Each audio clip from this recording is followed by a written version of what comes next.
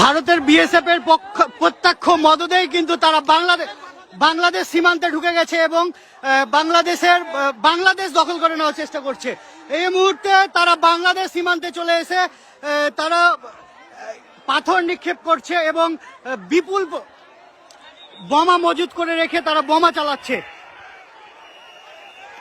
আমরা দেখতে পেয়েছি কয়েকজন বিজিবি সদস্যও কিন্তু এখানে আহত হয়েছেন।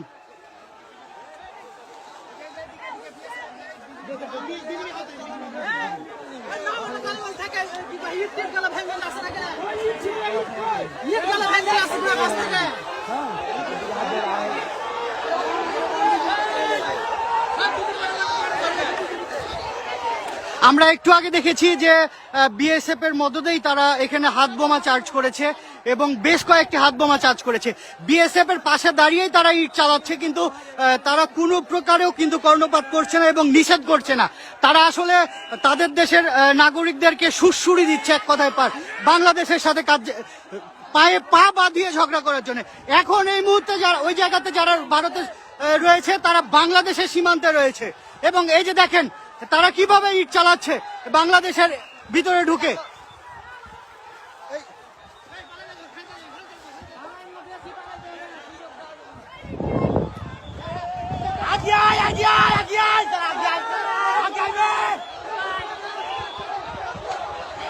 এখানকার পরিস্থিতি খুবই ভয়াবহ।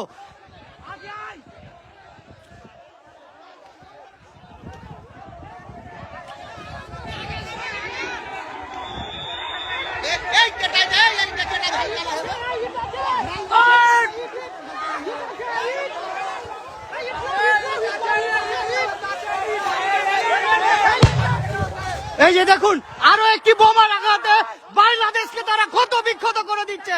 আসলে বাংলাদেশকে তারা দখল করে নিতে চায়, কিন্তু এখানে বিজিবি যেভাবে ভারতের নাগরিকদেরকে প্রত্যক্ষভাবে সাই দিচ্ছে, কিন্তু বিজিবি আসলে বাংলাদেশের নাগরিককে বাধা দিচ্ছে। এই যে দেখুন বাংলাদেশের অভ্যন্তরে তারা বোমা ফুটাচ্ছে, মুহুর্মুহুর বোমা ফুটাচ্ছে। কার্যত বাংলাদেশের বিজেপি এখানে সীমান্তে এত বোমা ফুটছে, কি করছে তারা?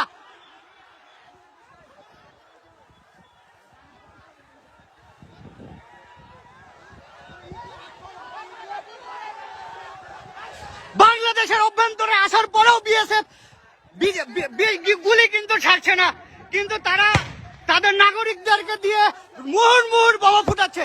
এখানে একটা যুদ্ধগত অবস্থায় পরিণত হয়েছে। বাংলাদেশের মানুষ ফসে উঠেছে। এই যে দেখুন কি পরিমাণের বোমা ফুটাচ্ছে তারা।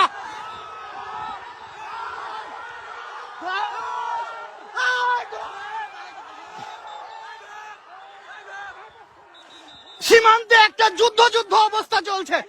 ভারত বাংলাদেশকে দখল করে নিতে চায়, এটি তার প্রমাণ।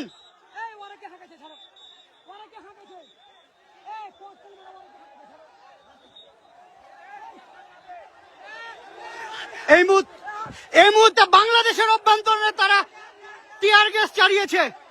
এই যে তার ধোঁয়া এবং তার প্রমাণ। কি করছে বিজেপি?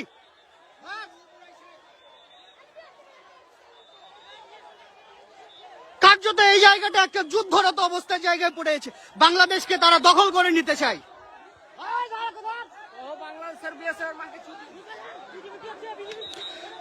সীমান্তের যে নাগরিকরা রয়েছে তারা আসলে এখানে একটা আতঙ্কের মধ্যে রয়েছে।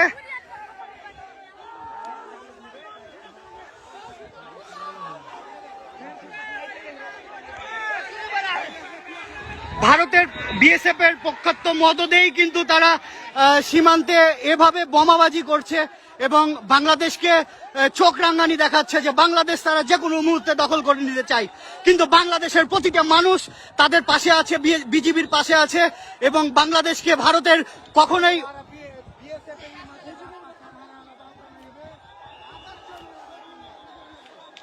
বিজিবি কার্যত মানুষকে শুধু থামাচ্ছেই, আর বিএসএফ ভারতের মাটিতে দাঁড়িয়ে বাংলাদেশে টিয়ার গ্যাস নিক্ষেপ করছে। আসলে এটা আসলে কেন চুপচাপ আছে সেটাই বুঝতে পারছি না।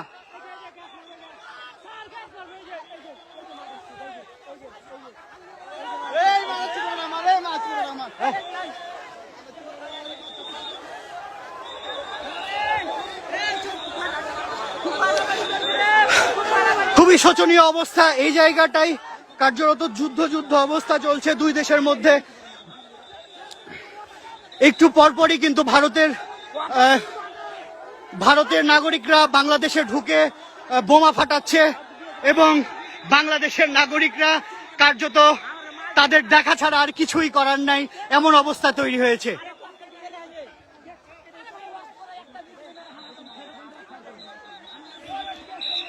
এই মুহূর্তে রয়েছি চাঁপাইনবাবগঞ্জের চোকা সীমান্তের সর্বশেষ আপনাদেরকে দেখানোর চেষ্টা করছি।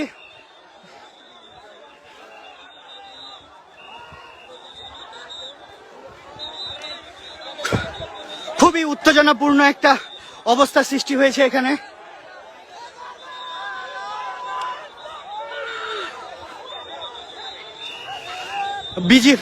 ভারতীয় নাগরিকরা একটু পরপরই ইটপাটকেল ছুটছে আর বাংলাদেশের অভ্যন্তরীণ এসে অবস্থান নিচ্ছে এবং তারা বোমাও ফাটাচ্ছে।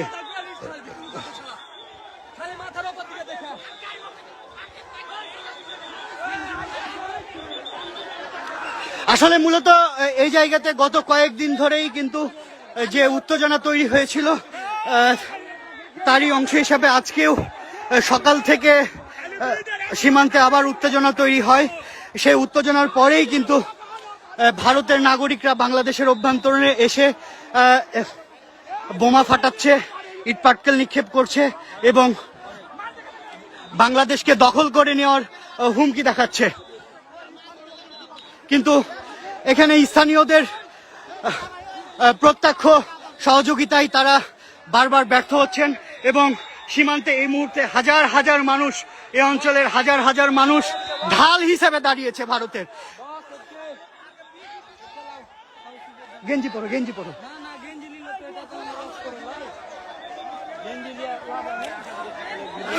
বিজিবির সাথেই সীমান্তে মানুষ কিন্তু বাংলাদেশকে পাহারা দিচ্ছে। যে বাংলাদেশ ভারত দখল করে নিতে চাচ্ছে, সে বাংলাদেশকেই কিন্তু তারা পাহারা দিচ্ছে। তারা বারবারই সুড়সুড়ি দিচ্ছে যে বাংলাদেশ তাদের সাথে ঝগড়া করবে, কিন্তু বাংলাদেশের মানুষ অত্যন্ত ভদ্রভাবে এবং খুব সাহসিকতার সাথেই তাদেরকে মোকাবেলা করছে সীমান্তে অবস্থান করে। এই মুহূর্তে রয়েছি আমি চাঁপাইনবাবগঞ্জের শিখগঞ্জ উপজেলার চোকা সীমান্তে। কয়েকদিন আগেই কিন্তু এখানে বিজিবি এবং বিএসএফ এর মধ্যে একটা উত্তেজনা তৈরি হয়। তখনও কিন্তু এই অঞ্চলের সাধারণ মানুষ এখানে বিজিবির সাথে ঢাল হিসেবে দাঁড়িয়েছিল ভারতের বিপক্ষে। আজকেও তারা আসলে কোন সাহসে বাংলাদেশের অভ্যন্তরে এসে যে ককটেলবাজি, বোমাবাজি করে, আসলে সেটিই কিন্তু একটি আন্তর্জাতিক সীমানা রেখার যে আইন রয়েছে সেটি পরিপন্থী এবং কার্যত বিএসএফ এর প্রত্যক্ষ মদদেই কিন্তু এটি করছে তারা।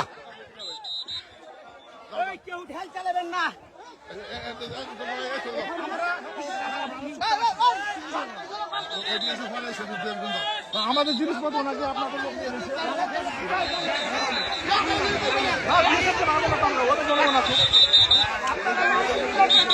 সীমান্তের দুই পাশেই একটা উত্তেজনাকর পরিস্থিতি তৈরি হয়েছে।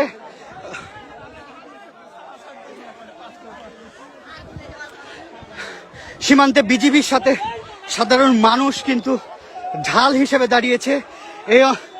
এই সীমান্তের এই জায়গাটি যেন কোনো মতেই বিএসএফ দখল করে নিতে না পারে।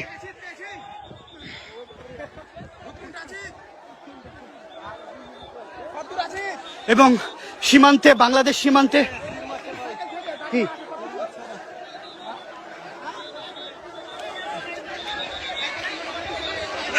একটা উত্তেজনাকর পরিস্থিতি তৈরি হয়েছে। আসলে হাজার হাজার মানুষ এই অত্র অঞ্চলের যত যুবক বৃদ্ধ যারা ছিল সবাই কিন্তু এই সীমান্তে এসে জড়ো হয়েছে। ভারত